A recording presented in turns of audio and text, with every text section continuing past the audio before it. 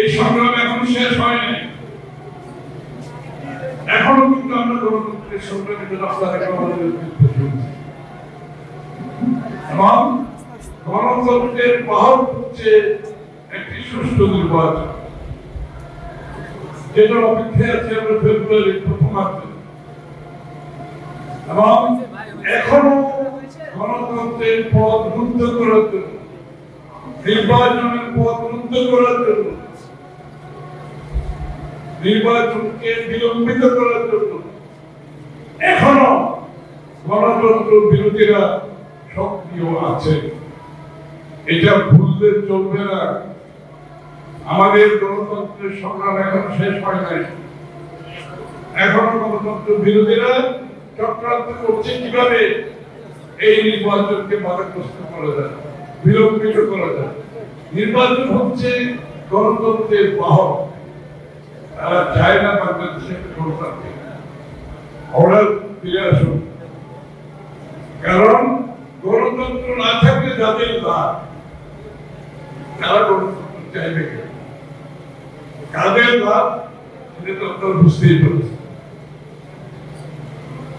সুতরাং এই যুদ্ধে আমাদেরকে জিততে হবে, ঐক্যবদ্ধভাবে থাকতে হবে। সভাপতি সাহেব বলেছেন, যাকেই মনোনয়ন দেওয়া হবে ভালো মন্দ বিবেচনা করার সেটা জনগণের।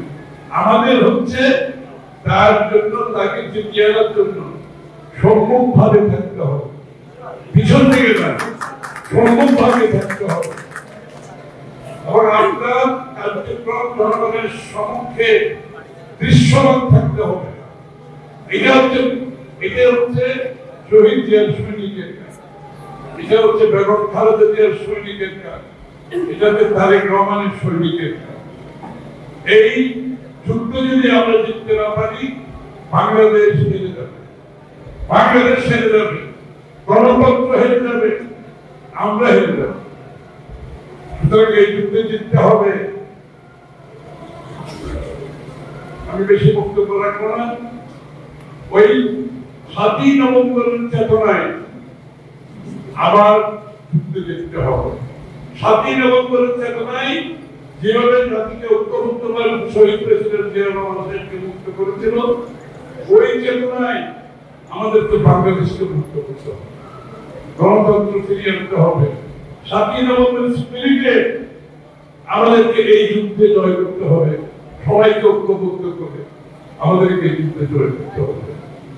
এবং ইতিমধ্যে আপনারা দেখতে পাচ্ছেন, একদিকে নির্বাচনের কথা বলছে, অন্যদিকে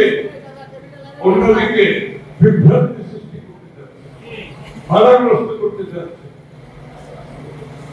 অগণতান্ত্রিক কার্যক্রমের মাধ্যমে দাবি আদায় করতে যাচ্ছে, জোর জবরদস্তি করে দাবি আদায় করতে যাচ্ছে, চাপিয়ে দিতে যাচ্ছে অন্যের দাবি আমাদের উপর, দেশের উপর। বাংলাদেশের মানুষ এটা গ্রহণ করে,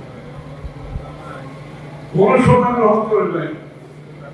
কারণ কিছু থাকলে আপনার নির্বাচনী ম্যানিফেস্টোকে নিয়ে জনগণের কাছে আরো জনের উপর চাপিয়ে দেওয়ার চেষ্টা করবেন, ওই জোর জবরদস্তি করে শেখ হাসিনার পথে চলবেন।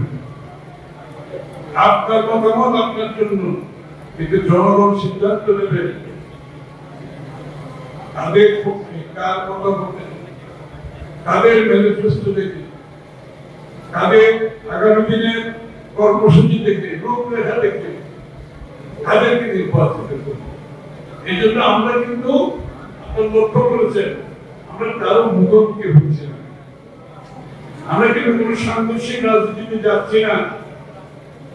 কারণ বিএনপি গণতন্ত্র বিশ্বাস করে, এই জন্য আমরা অনেক কিছু গ্রহণ না করেও সহ্য করে যাচ্ছি,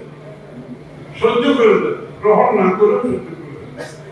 কারণ গণতন্ত্রের সাথে বাংলাদেশের মানুষ সিদ্ধান্ত দেবে, সেই জন্য আমরা একটা সহনশীল রাজনীতি করতে চাই। কারণ বাংলাদেশের রাজনীতিতে সংস্কৃতি বদলাতে হবে, সকল সংস্কার করে কোনো লাভ হবে না যদি রাজনৈতিক সংস্কৃতি পরিবর্তন না হয়। আমাদেরকে সহনশীল রাজনীতি করতে হবে, অন্যের মতামতের প্রতি সম্মান দেখাতে হবে, শ্রদ্ধা দেখাতে হবে, দ্বিমত পোষণ করেও শ্রদ্ধা জানাতে হবে, দ্বিমত পোষণ করেও অন্যের মতের প্রতি সম্মান দেখাতে হবে।